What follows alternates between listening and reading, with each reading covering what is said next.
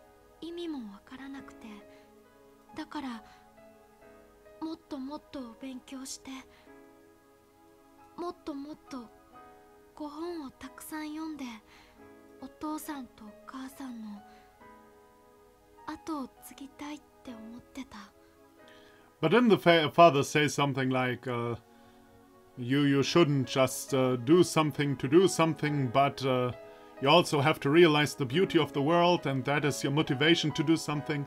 Is that where we're going with that?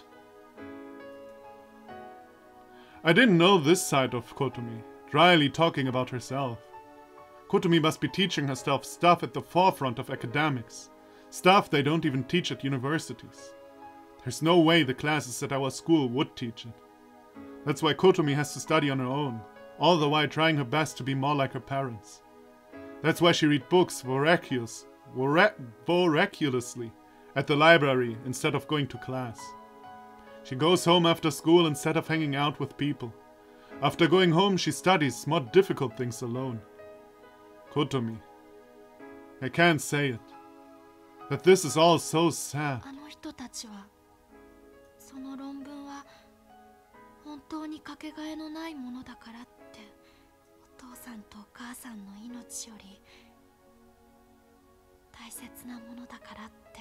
Yeah, that's what you tell a child.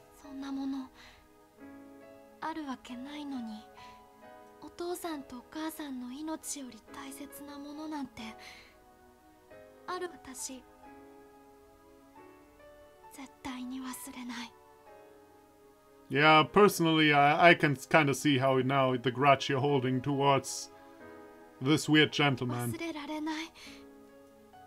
With her head down, she bites her lip.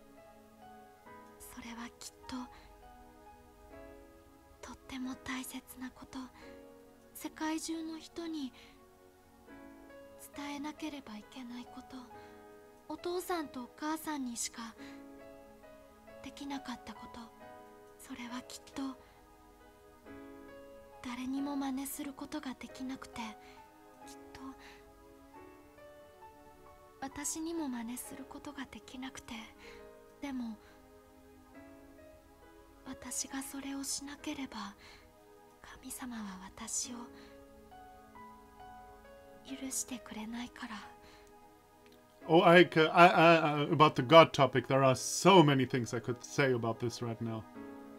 There are so many things I could say about this right now. Kotomi stops talking. No matter how much she studies, no matter how many books she reads, she's still a small child afraid of the outside world. She's still the desperate little girl who just burns something precious. Maybe I should sit down next to her.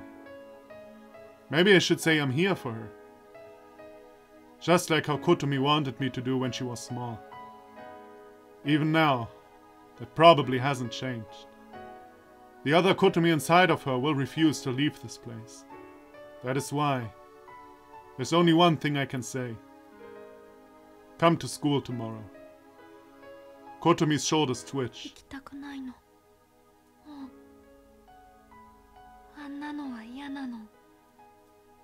She says that in a raspy, almost inaudible voice.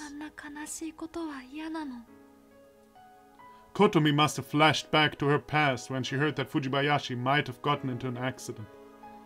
Just like her parents disappeared without warning on that day.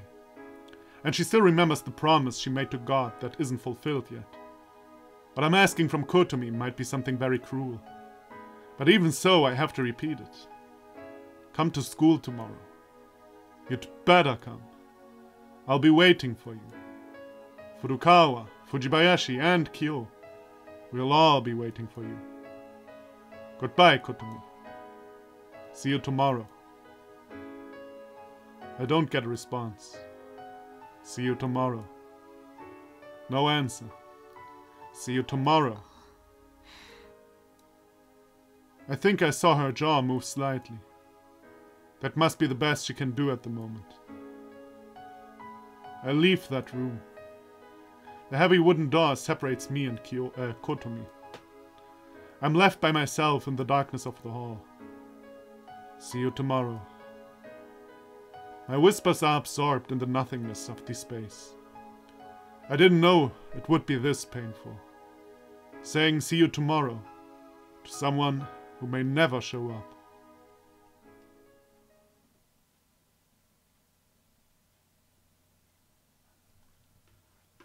Okay. The one thing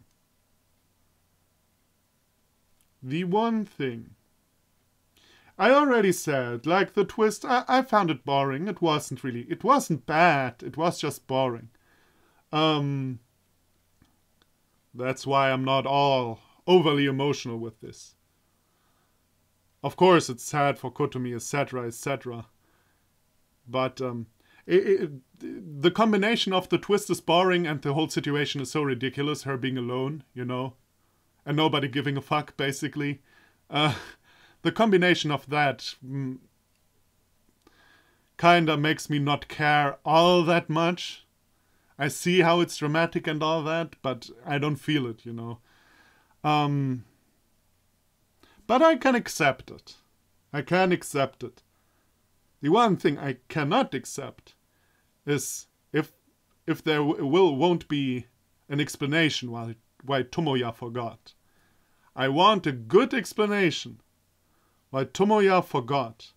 Apparently he was there when Kotomi burned the book. Or he came in right in that moment or something like that. I want a good explanation why he forgot. We still have time, there is still time to get this explanation, so I'm not complaining, but I'm just saying. Morning. Kotomi didn't come to school. Homeroom ends, and classes start. I don't understand any of the subjects, but I sit through each and every one of them. If I'm going to wait for Kotomi, I can't ditch these classes. That's what I tell myself. The formulas and names of the eras are nothing but mumbo-jumbo to my ears. Mumbo-jumbo. Such a weird expression in such a serious sentence. The wind sometimes blows them through a half-open window. I guess at the shimmering rays of light dancing on my desk. I head to the library right after morning classes end. Maybe, just maybe, Kotomi might be there. She might be waiting for me with half of her lunch left over. That's what I tell myself. I slowly go to open the usual sliding door. It's locked. The air of the empty hallway feels alien to me. How long have I been standing here? A girl I've never seen before is standing next to me. She's wearing an armband on her left arm that says Library Committee. No. I stand aside to let her unlock and open the door. The aroma of books and dust is carried on the chilly breeze.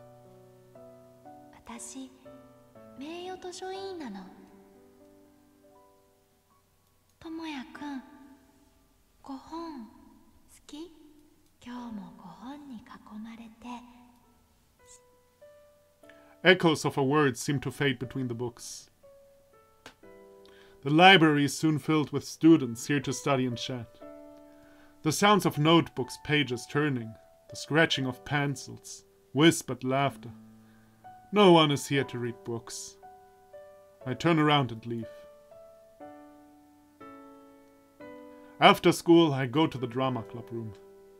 I open the door like I usually do, but find the room empty. I grab a chair and wait. Everyone else should be here soon.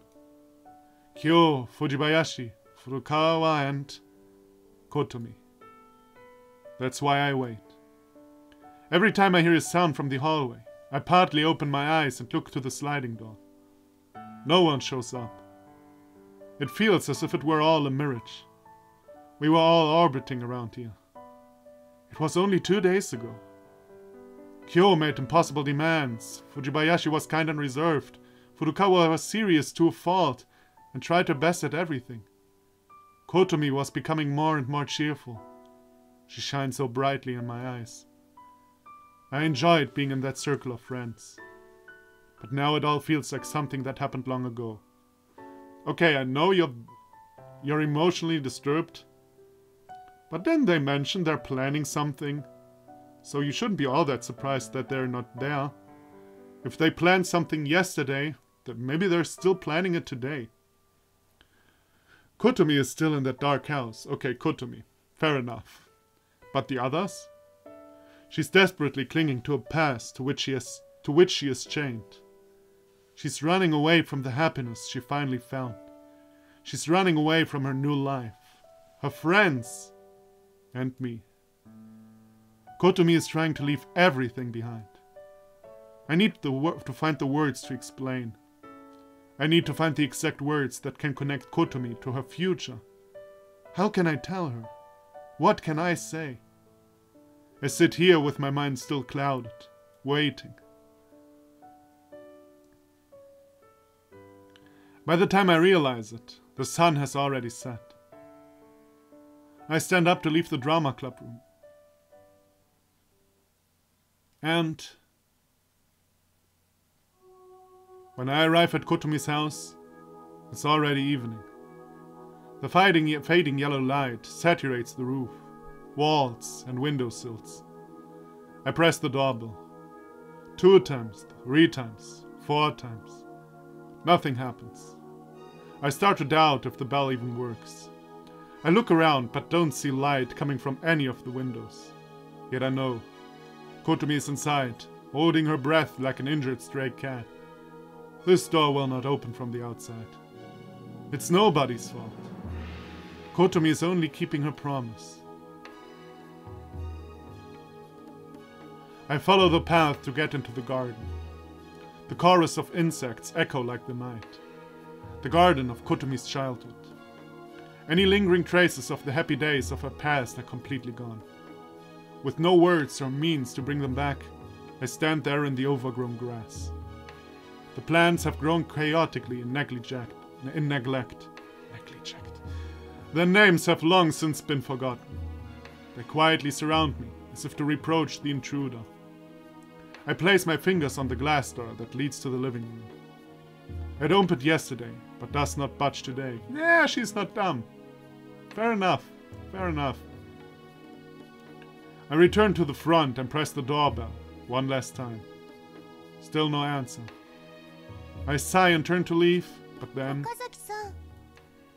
I hear someone's voice. That's obviously Furukawa. I turn around and see Furukawa standing there. Why am I always recognizing voices he doesn't? Her brownish hair flutters in the passing evening wind. She meekly looks up at the second floor. Considering the state the house is in, Furukawa must realize it.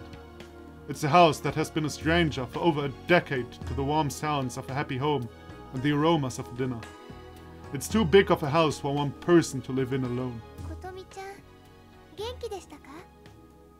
Furukawa asks me. Well, I didn't really get to talk to her. There's an awkward silence as neither of us speaks for a bit. How did you find this place?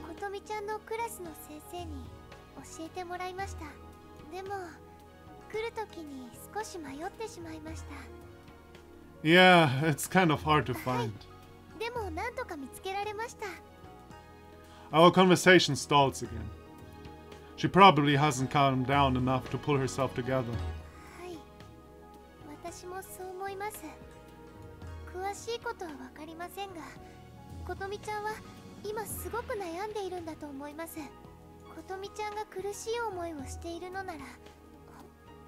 I see. I look at the road through the gate post. Kids that look like they just entered elementary school are playing on their whole way home. So what happened with the club? You didn't meet yesterday or today?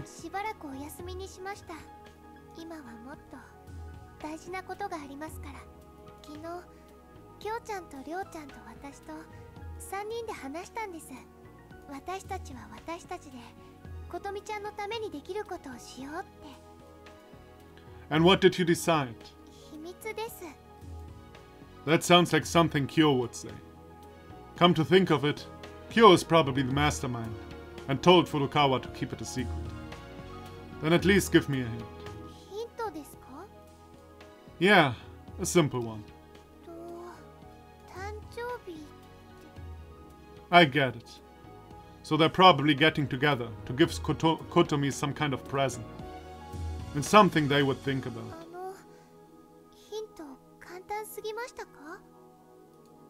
She asked that in such an earnest way that I can't help but laugh. No matter how complicated the situation, the simplest way forward might be to think about what you can actually do. Furukawa and the rest decide to do something for Kotomi. There has to be something only I can do for her. Kotomi's birthday is on the 13th, right?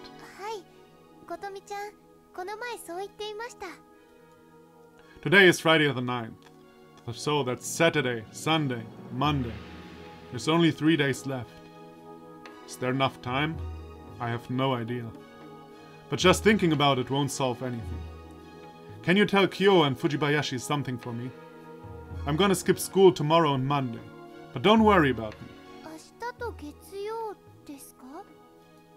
Yeah, I'll need the next 3 days.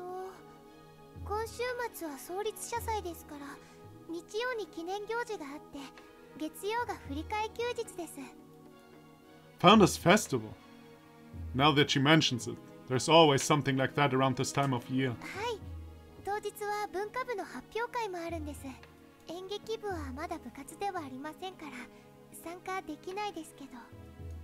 Oh. To the third year students, these are the last school events they'll get to have in high school. It must be an important time for Furukawa. And yet, Furukawa would exchange it in a heartbeat for the sake of her friend. Thanks for coming here. Yeah, sorry to make you worry about me. She says my name again in a serious tone. Yeah?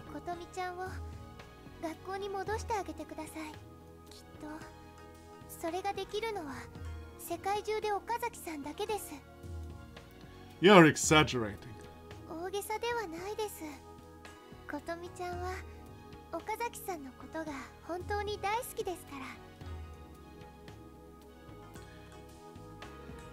I don't know why they now translated that with like, but okay.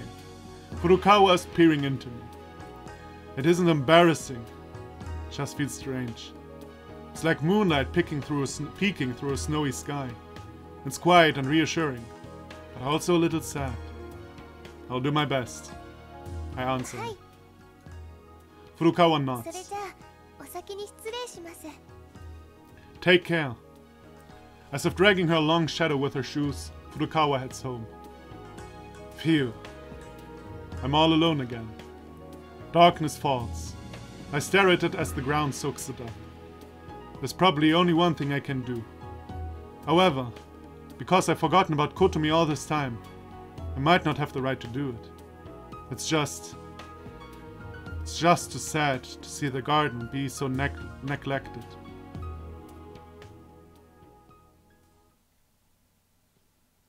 Okay, what is the thing he's going to do? I have no idea. Is he going to care for the garden or something? I mean, it would make sense, I guess. Yeah, like he cares for everything. And then they give her the birthday party she never had. Or something like that. Would make sense. Would make sense.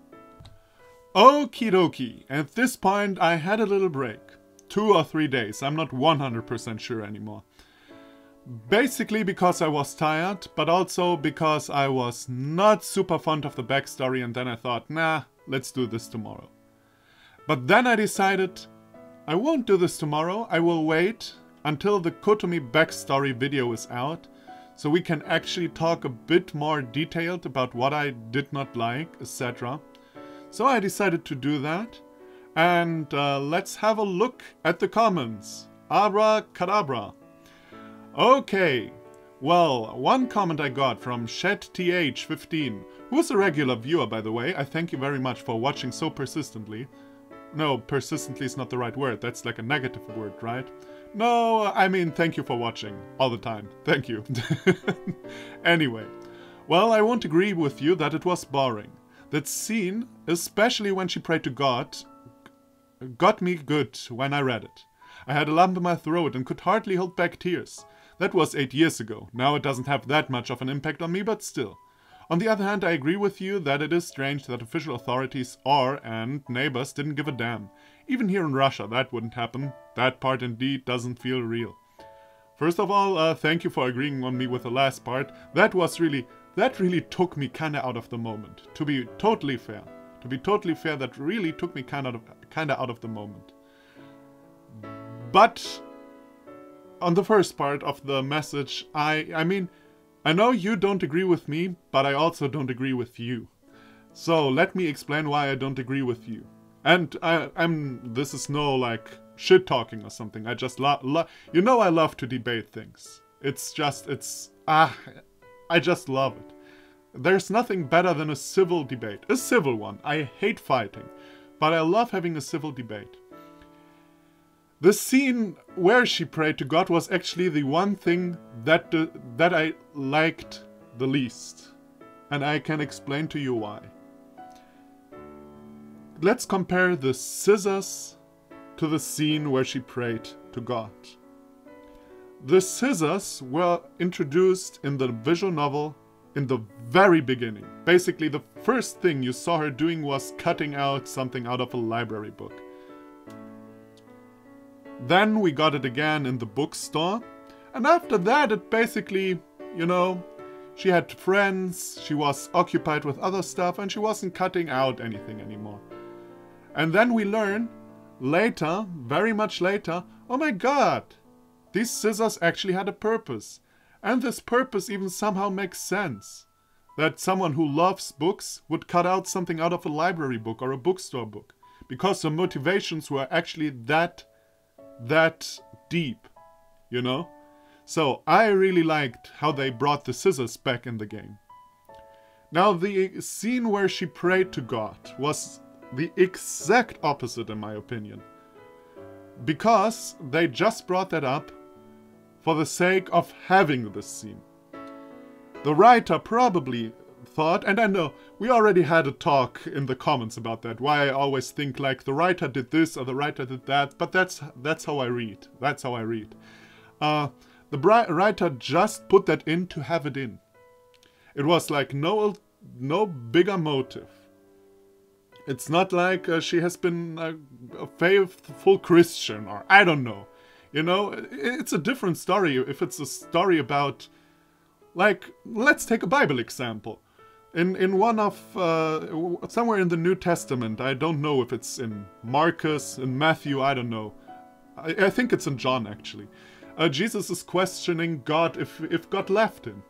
And goddammit, if even Jesus is questioning if God left him, that is some powerful stuff out of storytelling perspective. I don't want to hurt anybody's feeling, I'm just saying, out of storytelling perspective, that is a very impactful scene.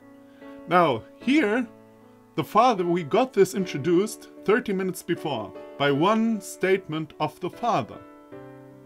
It was just cheesy and there to be in. That's why I totally did not like that. It had no impact on me, because it actually had no impact on the whole thing. I hope you understand what I mean. And I don't want to take anything away, like I always say, like the overdramatic way Clannad writes works always well in the dramatic scenes. Of course, you know, that makes sense. And I don't want to say it was badly written. Just the way it was worked into the story felt super cheap. Super, super cheap in my opinion. And that's why I did not like it. Okay, that was the one comment. And the other comment I got was, you should always keep in mind you're playing a 13-year-old game, by Retsam, who, by the way, marathoned. I think you started marathoning it in the Tomoyo route, right? Anyway, he marathoned a lot of my shit, and that I also very much appreciate. Thank you very much for watching. A 13-year-old game, yeah, fair enough. And I said that I think on the backgrounds, that Clannad has so little backgrounds. I don't want to hold that against Clannad. I don't know how big the budgets were back then. And also, I have no idea how much the game has changed since then. I'm no expert on this. But the story, I don't give a story a break. Because stories are way, way older. Now we went on arguing about that, and Retsam answered, well, but with time you got to know more similar stories like these. Fair enough, in the last 13 years I actually got a lot more stories. Basically because 13 years ago I was 8. But, yeah, going on, of course, the aspect of a kid losing her parents is used very often, but that's one of the best ways to make an emotional backstory, and the character more interesting. And I do not disagree with that one bit, but it could have been made so much more interesting. It was every last thing you could see coming. I mean, okay, there are details. I didn't know that they died in a plane crash or something. But, like, every single thing was not unexpected. They could have done a bit more interesting job with it. Like, at least a little bit more interesting. Just a little bit. Like, to put a little twist in there. A little twist that makes sense. And I'm completely okay with it. I'm completely okay with it. But the way it was done was, yeah, it was super expected. It made no sense because nobody took care of her. Then we had, like, it was also, in my opinion, it was too long. I know I should feel bad for her when she's running around the house, calling for mom and dad. But, goddamn, first she was eating and she remembered mom and dad. Then she ran around the house and she was looking for mom and dad, etc., etc. I don't say it's unrealistic. Absolutely not. If I would have lost my parents with, I don't remember how old she was there, like 6 or 7 or something, I would have gone mental, I swear to God. I would have gone way worse than Kotomi did here. I'm pretty sure of that. But it was not so interesting to read, because it basically, I got the point. I got the point. And then it kept going, you know? I got the point and then it kept going. Kinda like the Kyo and Ryo route. I got the point, but then it kept going. And that is not so good in my opinion. Now I hope you understood my points. I totally respect yours. But I don't think that this was all that good. Now let's see what they do with the rest of the route. 8 in the morning. I'm standing in front of Kotomi's house. I'm not going to school today, so I'm wearing my regular clothes. I press the doorbell. No answer. Well, whatever. I really wonder what he says in Japanese for whatever. Like in this route he says so many times whatever. You can compare it to how many times I say like or goddammit. Either or. Yeah, I was told in the comments that I say goddammit a lot. I didn't even realize that, to be honest. I realize I say certain things very often. Like, for example. But goddammit I never realized. I only realized that I swear too much. But not particularly that I say very often goddammit. She may have no intention of leaving the house, but she'll soon figure out what I'm doing out here. I'd better get started. Yeah, of course, he's doing the laundry. The laundry. He's taking care of the garden. Jesus. Most of the garden is still in shade. I step into the grass, dampening my pants with the morning dew. I startle a white butterfly near my feet, and it flaps away over the roof. I stand next to the rusted garden table. I look around. I let out a sigh. Even in the morning sunlight, the garden looks like an uncivilized grassland. At least there are still some flowers left near the hedge. I set the chairs back on their feet and place them where they belong. This is how I express my determination. Actually, if I would be like working in the garden right now, I would put them away first. How do you plan to mow the grass, you know? But okay. I take off my jacket and roll up my sleeves. Okay, I made a little mistake just now. Basically, I had a break, and then I went on, and I forgot to record. But only for like a minute or so, so it's not that bad, but I'm just saying, you know. So, I will repeat my dumb jokes though, because one dumb joke was especially dumb. I feel like it's worth being on video. My first task is weeding. I wrap my hands around the large weeds and uproot them. Their roots run deep, so it takes a lot of strength. By the way, why he's actually pulling out the weed is a mystery to me. I quickly start to sweat. As the sun rises higher, I can feel the back of my neck start to burn. I didn't realize it would be this much work. My shirt is clinging to my back, my arms are all scrapped up, and my fingertips are rubbing raw. I should have brought work gloves. I wipe at the sweat, not the sweat away, he apparently wipes at the sweat, and curse my haphazard plan. I remember the garden always being beautiful, so I thought gardening was easy work. In retrospect, considering how beautiful it was, it must have taken lots of work to maintain. What should I do now? Oh god damn it, I forgot my joke. It was some weed joke. No, yeah, I'm already past that scene. God damn it, I forgot my own weed joke. It was something about not to roll weed or something like that. I don't know. It was bad. God damn it. Now it isn't on video. And the world will never know my bad weed jokes. Yeah, there's my strange cough again. There isn't much point in dealing with the weeds unless I do something about the overgrown grass first. Oh, right. Something comes to mind, and I put the work on hold for now. I go around the side of the house. Next to a faucet is a shovel, a broom, and a manual lawnmower. Really, dude? Really? I just mentioned that.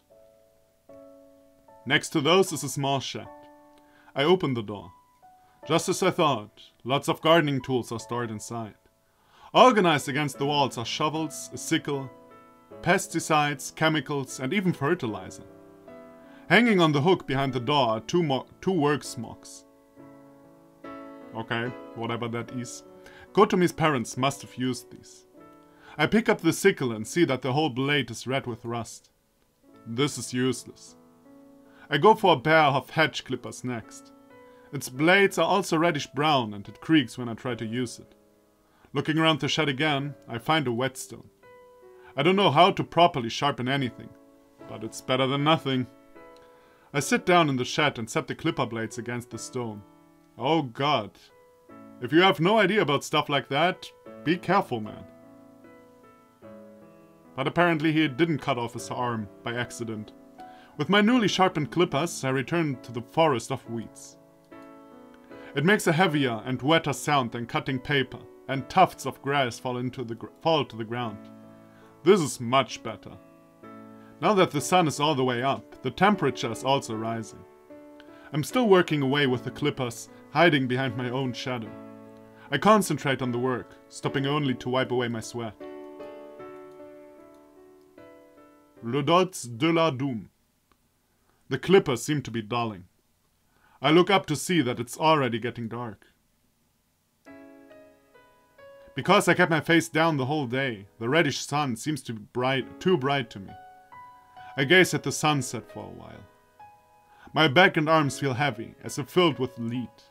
My throat is completely dry. I look around at the results of the day's work. The conspicuous weeds are all gone, and about half of the lawn is cut. All of the refuse is collected in a corner of the garden. It looks much different from this morning. But I still don't feel any sense of accomplishment. Even though I worked the entire day, it's still far from the garden of my memory. To be fair, there are also flowers in the background. I just realized that now. That is a little nonsensical. I mean, if actually nobody takes care, even flowers who... You know, there are flowers who grow back year after year. But if you don't give them water at all, it's usually a done deal for them, you know, and a done deal in the bad way. I start to hear the sounds of nighttime insects. They seem louder than yesterday. You're gonna get this loud even after I cut so much down? I curse at them for no reason. The grass I spent so much energy cutting will just go back to the way it was in a few days. I stack the hedge clippers into the ground and wipe the sweat from my neck. Motherfucker, what did you expect? It's actually cool that you did already have the stuff. When was her birthday again? On the 14th, right? Or was it? Well, at least you're done with the grass until her birthday. And that's like already a huge accomplishment. And then, I don't know, yeah, you can work something out. Ask the other people to help you. I mean, they're planning something themselves, but come on. There's a way to do it, definitely. Don't, like, he actually has accomplished something, even if he doesn't feel like it. There's still tomorrow. I say that to psyche myself up, but my voice is drowned out by the insects. Tomorrow, huh? I look at Kotomi's house, rising in the dim light. The dark glass that blocks off the living room is as unchanging as a mural. There's still no light coming from the second floor. It must be pitch black inside. I look around once more. Interspersed among the erratically overgrown grass are patches of darkness. Evil thoughts are crawling out. I came to this garden numerous times as a child. Even after listening to Kotomi's story, I don't remember very much from back then. It's like some dark red scab blocks my memory. Okay, good. At least there is an explanation for it. I wonder if his mother is kinda tied into this. Or at least the drama of her being dead. That would actually be interesting. I think. Maybe. I mean, what else is there that kinda can block his memory? It's either the death of his mother or something like that. Or it's something that was not yet introduced. And I hope it is not something that is not yet introduced. Or it has to be like really, really sense-making. Something that really, really makes sense, even though it's not introduced. Do I even want to remember? So what if I do remember? It won't bring anything back. My younger self is nowhere to be found. Kotomi's happiness is nowhere to be found either. I might only be doing this for my own satisfaction. It might be completely meaningless. Yeah, of course we quit now. Obviously we quit now. Because this is the right thing to do. By the way, why does it say now? They changed... It's either a game update... Or man, I don't know. They suddenly changed the save files. Or it's making the game makes that automatically. I don't know. Excuse me, or the game makes that automatically. Keep going. I shake my head and psyche myself up. I even sneeze in English when I talk. English, I just realized. Instead, in German you say more like Hachi than Hachu, you know? I even sneeze in English. Fascinating. Don't waste time thinking about things like that. As long as I finish the job, something will change. Gah! Why is everything popping up when I record? Except, I have a hard time believing that right now. I stand in the grass and watch as the sun sets. We are very professional at this channel. We sneeze while recording and have stuff pop up while recording. Thank you very much. I'm at Kotomi's house holding an armload of tools. White paint, paint thinner, rust-proofing chemicals. A paintbrush, a wire brush, sandpaper. I hope you know. I mean, okay, gardening, if it's just about making the grass, you know, I say, okay, you can do it. But actual painting, if you have no idea how to paint correctly, it looks like shit afterwards. I was at the paint store at 8 in the morning, buying all of this stuff. I said I wanted to paint a garden chair, and the clerk told me what I needed and how to do it. Of course, this time I prepared a change of clothes and work gloves. I thought about everything when I got home last night. And I made up my mind. No more indecision. I'll do everything I can. The steps I'm taking are that important. That's what I've decided to believe. The garden is just as I left it yesterday. Naturally, one night isn't enough for the grass to get overgrown again. But looking at it with fresh eyes, I can tell what a terrible job I'm doing. I have to do everything properly if I want to finish in time for Kotomi's birthday. I moved the chairs and table to a corner of the garden. I assess the table's condition. In my memories, it's painted bright white. The table's paint is now flaking off, and rust is everywhere. Exposed metal is showing in lots of places. I take the wire brush and scrape off the large patches of rust. Smaller patches of rust get the sandpaper. When the bare metal starts to appear, I apply the rust-proofing chemicals. I'm completely immersed in the work. It takes me about an hour to finish rust-proofing the table. While it dries, I start on a chair. I initially thought these would be easier, because they're smaller, but their complicated shape makes them even harder to deal with. The second chair gets the same treatment with the sandpaper before I finish rust-proofing it. I decide to trim the hedges and trees while their chairs dry.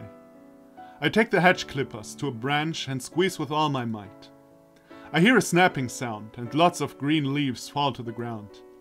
While I continue to work near the edge of the garden, I see something. Oops. Something hits my fingertips as if I'm weeding, and I jump backwards. At first I think it's a stone, but it's a dirty, blackened brick. Bricks buried in the soil from a ring-shaped barrier blocking off the weeds. I get it. Ah, okay, I'm not supposed to understand. Okay. As if part of the scab in my mind flakes away, some memories return. This is that flower bed. Ah, okay, now I get it. Many varieties of colorful flowers filled this area. I feel like I just discovered the ruins of an ancient city. I remove the overgrown weeds. A small bug scurries away, frightened by the light suddenly shining on it. Once the rust-proofing dries, it's time for the paint. I open the can of paint and dip the brush into it. I try to apply the paint as evenly as possible. The sky is clear. It's the perfect day for painting. It makes me want to whistle while I work. I never imagined I would spend a Sunday painting in a garden.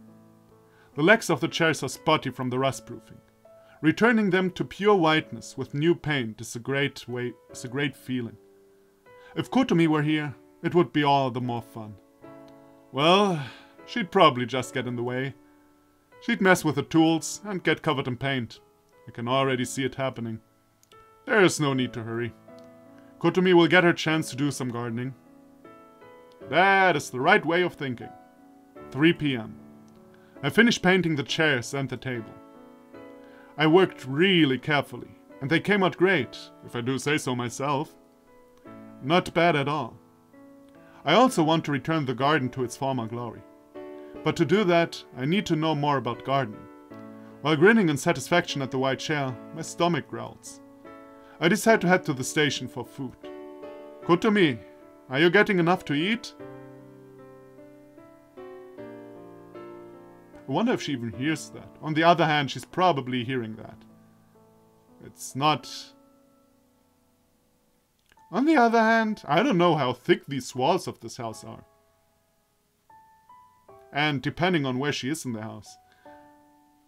For example, if I'm in the bathroom in my house, I hear people out in the street calling. But if I'm in my room, I hear jack shit. On the other hand, we know she is... Do we know? I don't know, we don't really know where she is. At least not for 100%. Naturally, no answer. I don't care if she's hiding somewhere while watching me. I'm going out for a bit, but I'll be back. You should get something to eat too. I change out of my paint-splattered clothes and get ready to go. The town is unchanging. The babbling of the crowds and the exhaust of the cars. The store signs and window displays flood my senses. It feels like I came from a different world that smells of earth, grass and paint. I head to the bookstore first. I skim some books in the gardening section. Every single page has a lot of useful information. I learned that the way I sharpened the clippers was totally wrong. Moreover, those clippers are for hedge trimming and not for cutting grass. I already expected that, to be honest. I don't know about too many clippers that actually are used for cutting grass. It says here that grass shouldn't be cut without planning. Rotted patches should be replaced. I'm doing everything wrong. I'm at a loss. I buy a beginner's book on gardening and one on garden flowers. Then I walk over to the usual fast food shop. I get a burger combo with a coffee and find a place to sit. Delving into the books, I start making a list of all the things I'll need to buy and do.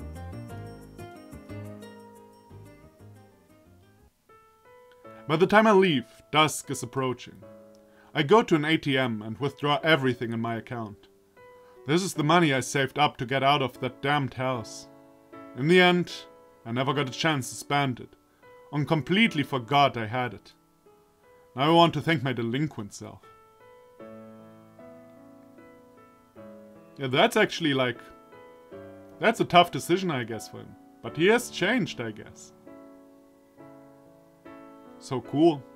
Next up is the hardware store. It's close enough to walk to, but I don't have much time. I decide to take the bus from the station. As I walk quickly at the edge of the sidewalk, a bench on the other side of the street catches my eye.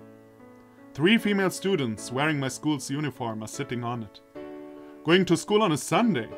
Wait, the Founders Festival ceremony is today. I wonder what Furukawa and the others are doing. One of them turns around on the bench and sees me. Well, question answered.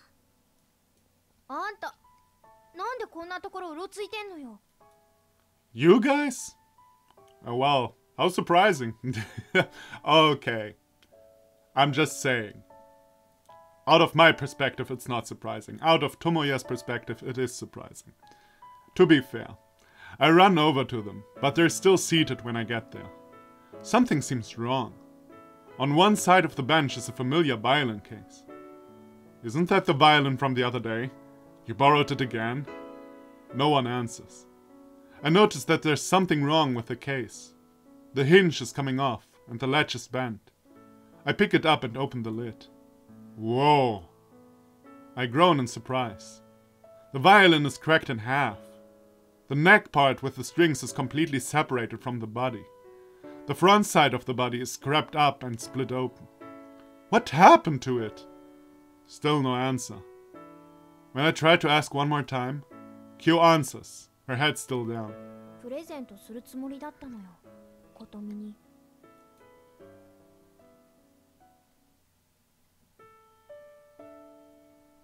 I start to understand what happened as she explains. The three of them wanted to do something for Kotomi on their own. With the help of Nishina, oh yeah, that girl, from the choral club, they found the original owner of the violin. 今日やっと元の持ち主に連絡がついたのよ。The owner is a former member of the choral club and completely forgot about abandoning the violin そ here. れでもう使わないから好きにしていいって正式に譲ってもらえたのよ。 Whoops. The three were so happy and wanted to get the violin polished up. 西名さんに相談したら一度きちんと調整してもらった方がいいって教えてくれたんです。それで3人でお金を出し合って楽器屋さんに持っていこうって。 Furukawa and Fujibayashi must have been really happy. They were walking across the street, totally carefree, and unaware while holding the violin case. Suddenly a motorcycle ran a red light and flew by them. Furukawa and Fujibayashi almost got hit. The motorcycle actually clipped the case, causing it to open in mid-air. The violin slammed against the ground. 言っとくけど悪いのは 100% あのバイクのやつだからね。 Kyo's attempt at cheering them up falls on deaf ears. The two are still completely dejected. Where's the biker? 追いかけたけど逃げられたわ。せめて手元に鉄パイプがあったらホイールにグイって刺して転ばしてからバイクもろともボッコボコに殴ってやったのに。 Fair enough in a situation like this. I mean, of course, you can't do that. I'm just saying that how you feel in a situation like that. Man, I have yelled at many, usually not motorbikers, but car drivers, who nearly ran me over, even though they had no right to run me over in that moment. God damn it. Hold it. Going that far would be considered homicide. 向こうだって信号無視で殺人未遂なのよ。このぐらい当然よ。 Yeah, self-defense. You know, I can't imagine a situation where you'd have a metal pipe handy in the first place. ほっときなさいよね。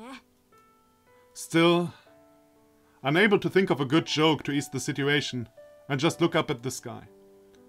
First a bus, now a motorcycle. They say that when it rains it pours, but why now of all times? すみません。私たちがちゃんとしてればこんなことにならなかったんです。あんたたちは責任感じすぎよ。いい加減落ち込むのは終わり。 I'm just glad that none of you were hurt. 本当よ。もしものことがあったらプレゼントどころじゃなかったんだから。 True that. Kyo tries to cheer them up again, and Furukawa and Fujibayashi finally look up. Did you let the music shop guy, excuse me, take a look at it? I asked this while pointing at the violin だ case. から困ってるのよ。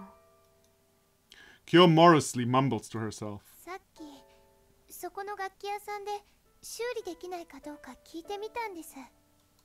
そしたらその楽器屋さんとお姉ちゃんと喧嘩みたいになっちゃって。あっちが悪いのよ。人が困ってるのにつけ込んで新しいのを売りつけようとするから。 Yeah, that is cheap. Fair enough. That is really cheap.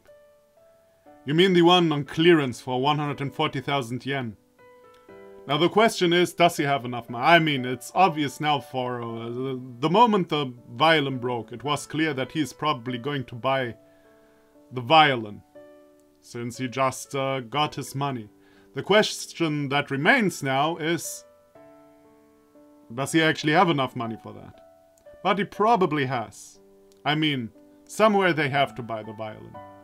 Otherwise, we can't have our big everything will be great again moment.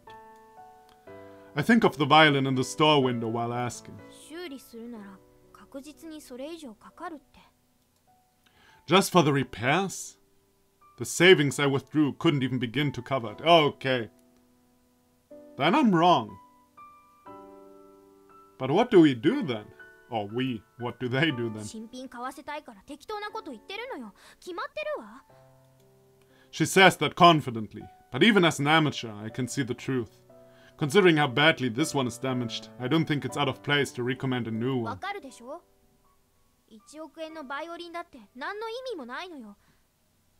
琴美にはこれでなきゃダメなんだから。 Everyone goes silent again. We all know Kyo's right.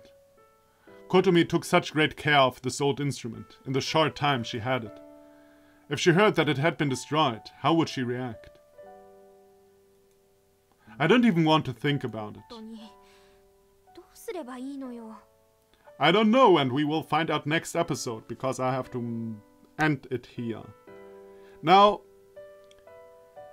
the last few minutes, there was a thinking process going on in my head, so I will speak my mind right now. There is the book Tomoya still possesses that Kotomi gave to him, and first I expected something like it's the burnt book. On the other hand, if she actually burnt the book, Tomoya could tell. And when he got it, he said like it seems like it was used very often, etc. So he probably didn't get the burned book. What is the book good for then? Maybe it has some information on where to get a violin or something, or where her old violin is, the one that she had as a kid or something like that. I don't know, but there has to be something up with the book. Okay, so I'm interested. What will they do about the violin? If he doesn't have enough money, is he going to ask his father?